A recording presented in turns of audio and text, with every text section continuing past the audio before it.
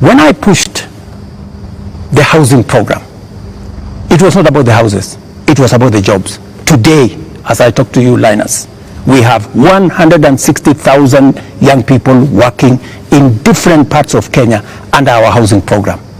In Mukuru here in Nairobi, and I challenge you, Linus, to go there tomorrow, there are close to 4,000 young people working who are jobless. Number two, I have a whole program on digital jobs. I was in Ruto. Now, with the MP for, just allow me. Allow me to interrupt you. No, allow me. There are risks on both ends of this interview. No, you told me about the young people. Talk about the last 2 weeks. The young people are saying, you don't get it. You don't understand what they're talking about. Now, what is the trigger here? They're saying there was this conversation about the finance bill that your government, until the other day, could not listen to anybody. It's not about the housing project, it's about listening. They are saying yours is not a listening presidency, and yours is not a listening government. How best can I listen to the young people of Kenya if I am not addressing their issues? And that is why I want to tell you, Linus, these young people, what is their biggest issue? They have talents. They have gone to school. They have no jobs. That is the problem. And I am addressing those issues. Housing is one of them. Digital jobs is another. I was in Ruto with Simon Kingara, the MP for Ruto, launching an ICT hub that will is actually hiring already 5,000 young people. Our whole plan, including what was in the finance bill, was to increase CDF by 10 billion shillings to roll out ICT hubs in every ward in the Republic of Kenya, so that we can hire young people, train them, put them on digital jobs. I have a third program on export of labor. Mr. President, I have a fourth program on manufacturing, to be able to create more opportunities for the young people of our country. And we want to inform you, they're no longer just talking about things that can be done to them as a demographic. They are looking at the big picture. Finance bill brought them out. And when did they come in? They came in after all public participation forums were not listened to. Kenya Association of Manufacturers spoke to the parliamentary committee, same thing, and said this is a bad bill. Association of Insurance spoke to the parliamentary team, this is a bad bill. We had a big conversation on national television, this is a bad bill. You did not listen. You had a meeting here with your UDA MPs, and at some point told them to pass it as it is. And until the last week, that was the first Tuesday when the protests were there, when now you offered to some amendments. They're saying you're just not listening, and it's not about them, it's about the big picture issues, and we'll come to them, including the question of corruption, which is not really a youth thing. Indeed, Mr. And just to add on to what, Mr. President, have been more. Mr. President, just want to come in your analysis. I just want to add on to that, Mr. Because I want to add on to because let me just finish it. It's the same question. It's the same question, Mr. President. If you went into all the X spaces where the youth are speaking, if you looked at the demonstrations and what they were saying, the placards they are carrying, none of them has talked about we don't have jobs. None of them have talked about the housing jobs are not enough for us. None of them have talked anything about what you have mentioned. So it's not that they are not seeing about the jobs. It is beyond that, Mr. President. And respectfully, I want to put it to you that you're not hearing what they're saying. In fact, only heard after the protests, after all those things you described, that's the time that you came and said, I have listened. Let me tell you the following. The rejection of the finance bill, and this goes to what Linus has said, that we didn't hear anything. Let me tell you, the process of a finance bill, in fact, many people believe in Kenya that the finance bill is an invention of William Ruto. It is not an invention of William Ruto. The finance bill is an instrument that has been with us ever since independence. Only that we have made it much more transparent. Only that we have brought out more to the public. And that is why there is greater interrogation of what government is doing, especially after the new constitution that made public participation not a sterile provision of the constitution, but public participation to be an integral part of lawmaking, an integral part of managing the country.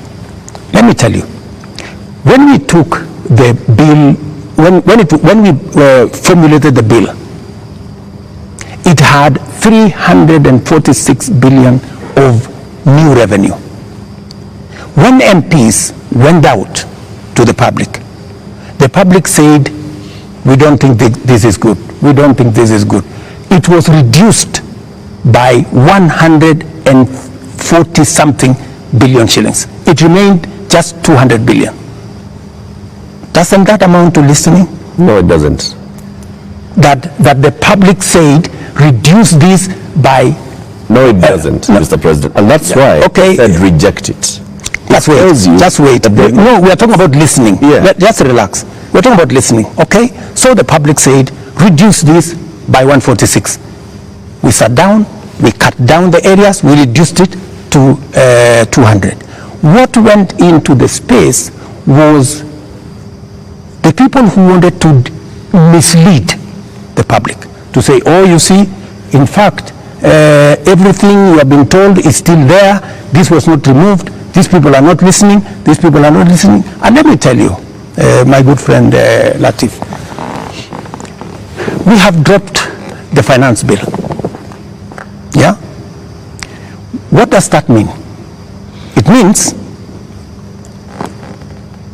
we have gone back almost 2 years. It means that this year we are going to borrow 1 trillion shillings to be able to run our government. That's what it means. I have been working very hard to pull Kenya out of a debt trap. Mr. President. Let me just allow me, because you know we need to contextualize this finance bill. It is easy, Joe. It is easy for us as a country to say, let us reject the finance bill. That's fine. And I have graciously said, we will drop the finance bill. But it has huge consequences. It means we will not confirm the JSS teachers, 46,000 of them. It means we cannot support our farmers with 2 billion shillings for us to make sure that farmers get a fair return of 50 shillings per kilogram, per kilo of their milk. It means we cannot sort out the coffee debts. It means we cannot support the cherry fund. It means we cannot sort out the debts of farmers in Mumias. It also means that we will continue to import potatoes from Europe when we have potatoes in his village. You just told me in Kimana. We have potatoes in Nyandarua. We have onions all over the place. That may well be. I think the problem has been, these are people who are saying they haven't been listened to. You only listen because you said on that night, on that Wednesday night, that is the moment you said that you had realized, Mr. President, that Kenyans did not want anything to do with that bill. And one would wonder, how can that be, Mr. President? And you have had all these presentations that have been made. Did it have to take demonstrations and sadly loss of lives for you to come to a point where you'd realize what your people, the people that voted for you, are saying? That, I think, is what the young people are asking. Let me tell you, Joe, members of parliament are representatives of the people, elected. They are not fools and they are not mad. And I want to say, one day, Kenya will know that the MPs who voted yes are the true heroes of Kenya. Those are the people who saw the opportunity for us to unchain our country from debt trap and take our country to the future. Let me tell you, Joe, and I want to say this to the people of Kenya, that my plan was to make sure that in the next 3 years, maximum 4 years, we have a balanced budget, where Kenya is not the country where we are today. Let me tell you, gentlemen, and I want to tell the people of Kenya the following. We are in a very difficult financial position. This is something that the people of Kenya must understand, and that is why I am happy that we have a crisis. This crisis will help us be candid and speak to each other properly and contextualize where we are. We raised this year 2.3 trillion from our taxes. Of that 2.3 trillion, 1.1 trillion went to debt financing. 1 trillion went to salaries. What did we do? We had to go and borrow to pay the counties. We had to go and borrow to fund our education. We had to go and borrow to fund. Now, the funding gap we have done with the finance bill going down is that instead of borrowing 600 billion, we are going to borrow 600 billion plus 346 billion, that is close to $1 trillion. And let me tell you, my good friends, and I want us to be honest with ourselves. This is not how a country will get to a status where we are proud of our nation. This is not how we are going to, this is not how we are going to grow. And that is why, Linus, this situation, this crisis is a very important inflection point that we can sit together, assess, let us agree, and I have no problem. Let us agree. Yeah. Do we continue borrowing?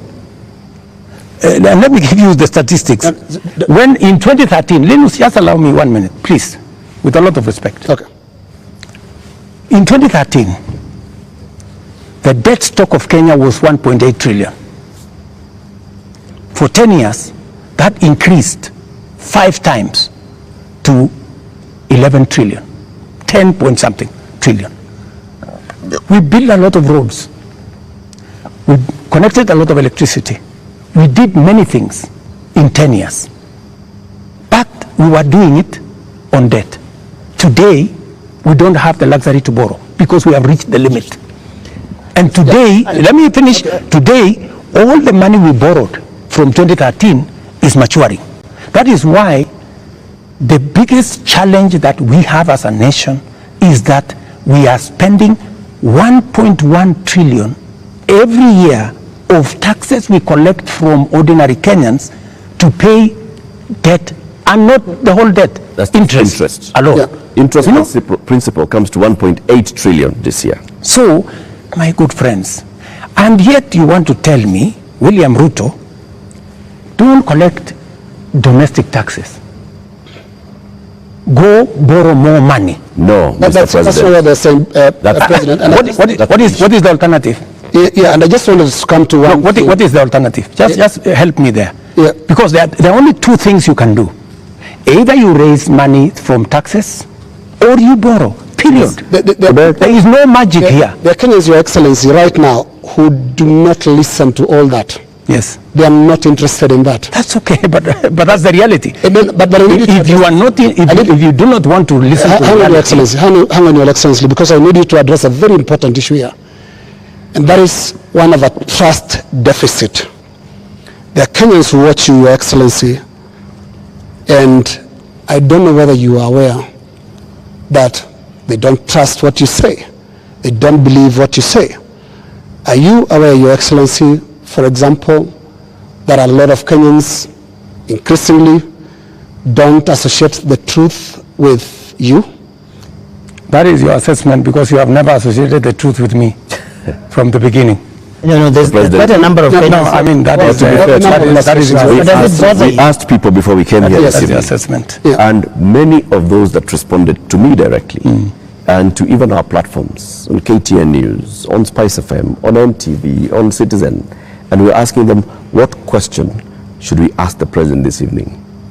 And the one thing that many of them were saying is, when will he stop lying?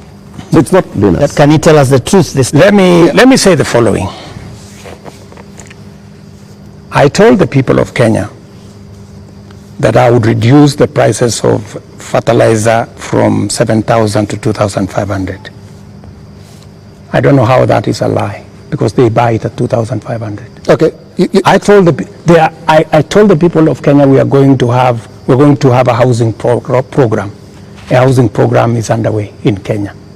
I can tell you, Linus, that whether you believe me or not, facts will not change. Yeah, and facts are not changed by who says it.